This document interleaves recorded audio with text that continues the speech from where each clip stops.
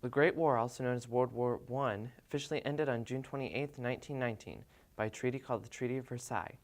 The treaty was signed in the Palace of Versailles, in Versailles, France. The war didn't end there. It ended 7 months earlier, when Germany and the Allied nations made an agreement to temporarily stop fighting. This agreement was made on November 11, 1918. In November of the same year, President Wilson proclaimed November 11th as the first Armistice Day. In June 1st, 1954, Armistice Day became Veterans Day after World War II, when Congress urged veteran organizations to help wounded soldiers. Hello, I'm Matt Haggard here with my grandfather, Texan Plow. Good morning. Morning. When did you decide you wanted to go to into the military? Well, I was 17, out of high school, trying to land a good job. Back then we had where they could take you into the military. And most of the employers that I talked to was saying, have you got your military behind you? And then no. Well, we don't want to hire you in case you're drafted. So that went on and went on. And the buddy of mine who I went to church and school with, we talked about it, and he was having the same problem. He said, let's go over and talk to the Air Force recruiter. So we went over one day, talked to the Air Force recruiter, and that's how I got into service. All right. Why did you choose, you mentioned you went into the Air Force, right? Or you were Right. looking into it. Why did you choose the Air Force? He wanted the Air Force, and so I went with him, just see what he was doing, and I kind of liked what they was proposing and decided, what the heck? So I joined also. All right. Did any other branches stand out to you? No, not really. Army was the only other one, and most of my family was Army, and but I liked airplanes, and I thought, well, so I stayed with the Air Force. Yeah. Did you serve during any wartime? Well, the Korean War was over with, and the Vietnam War was just getting started. It was very quiet. The government kept it quiet. So we was in between Korean and the start of the Vietnam War. So no wartime. Did you get to pick your assignment in the Air Force, or did somebody No. pick it for you? No. They give you a test when you go into the recruiter to see what you rate highest in. And I rated the highest in mechanics. So that's how I got stuck in the mechanic side of it. They always put you where you rate the highest. So I was mechanic, and that's how I got into the mechanic side.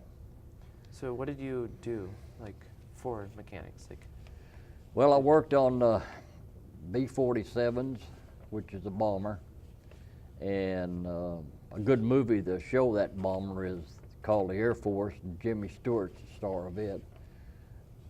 And had to go to tech school for almost 6 months, the training. Learned about the B-47, how to work on every aspect of it. That's about how we got started. Can you describe a typical day for you in the service? Well, yeah, our typical day was I showed up at 3 in the afternoon. And as the planes flying their missions during the day, we would what we call recover. When they would land, we would lead them to their parking spot, get them stopped, get them unloaded, and take the report that the officers write down. If anything's wrong with the airplane, they'll write it down in a book. And then we take that book, we study it, and then we check the plane from top to bottom, inside and out. We check all engines, tires, wheels, wheel wells, bomb bay, cockpit. We just done a complete, thorough, investigation of the plane and fix whatever's wrong with it, so it could be ready to fly again. Where did you build any planes, or did you just kind of fix? Excuse me? Did you build any planes? Help? Build any? No, didn't really build any at all. Just had fun working on them. Where were you stationed at? I was stationed at Mountain Home, Idaho. It's sort of the lower part of Idaho. It's about 60 some miles south of Boise, Idaho. It's sort of out in the desert all by itself, and it was a SAC base because we was bomber, and SAC is called Strategic Air Command, and it was, these planes was always ready for war, and we always had an alert compound where we kept a certain percent of the planes loaded and ready to go to war in case we had war. And during the Cuban crisis, we uploaded every airplane we had on our base, and we had everything ready to go to war. And that lasted until the president decided, you know, the threat was over with, and then he took us off of alert. And that was a hard time because you were stuck on the air base at least 24 hours, and then they let you off for maybe 6. You had to be right back. So we was watching and listening and, you know, to everything going on. So we wanted to know we was ready. But we had every airplane on our air base loaded for war.